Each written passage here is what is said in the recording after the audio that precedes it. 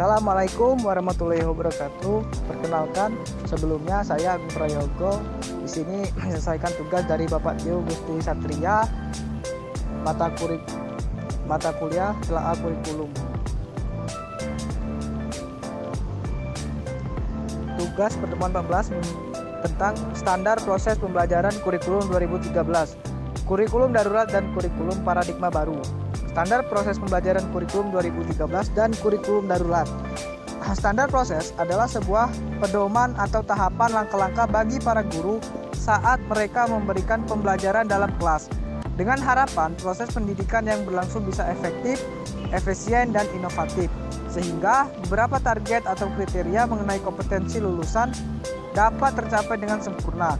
Standar proses meliputi perencanaan proses pembelajaran, pelaksanaan proses pembelajaran, penilaian hasil pembelajaran, dan pengawasan proses pembelajaran untuk terlaksananya proses pembelajaran yang efektif dan efisien.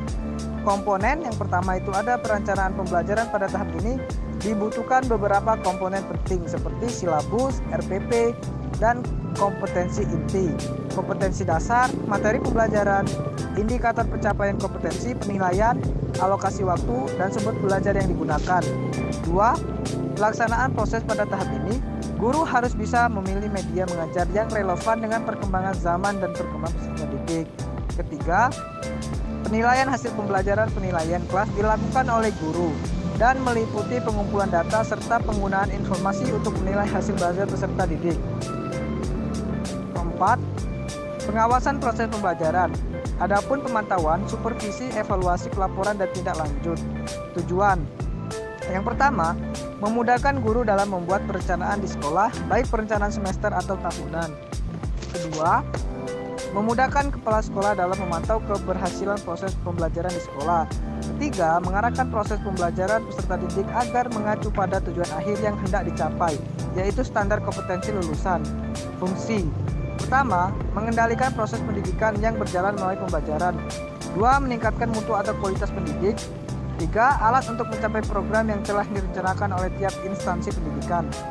4. Menjadi acuan bagi guru untuk merencanakan, membuat, dan mengimplementasikan program-programnya. Manfaat, mengendalikan proses pendidikan yang berjalan melalui pembelajaran.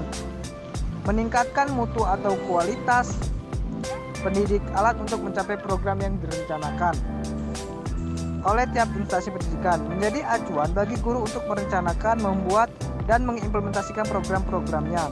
Prinsip pembelajaran. 1. Dari peserta didik diberi tahu menuju peserta didik mencari tahu. Kedua, dari guru sebagai satu-satunya sebagai sumber belajar berbasis aneka sumber belajar.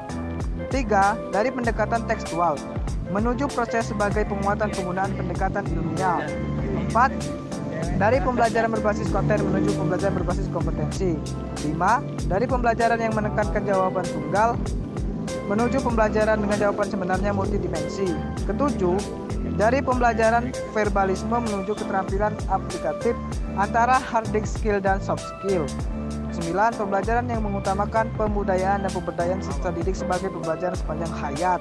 Ke-10, pembelajaran yang menerapkan nilai-nilai Ingarso Suntulodo, Ingmadyo Mangunkarso, Tuturi Handayani. 11. Pembelajaran yang berlangsung di rumah, di sekolah, dan di masyarakat.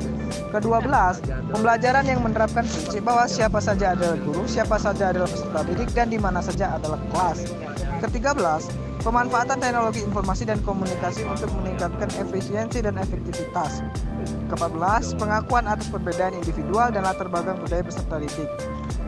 Standar proses pembelajaran kurikulum paradigma baru. Pembelajaran paradigma baru memastikan praktek pembelajaran berpusat pada peserta didik.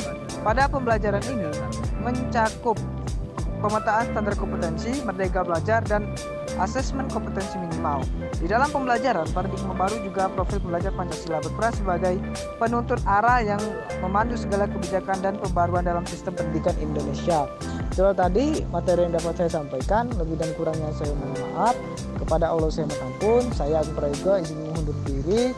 Billahi taufiq wal hidayah. Assalamualaikum warahmatullahi wabarakatuh.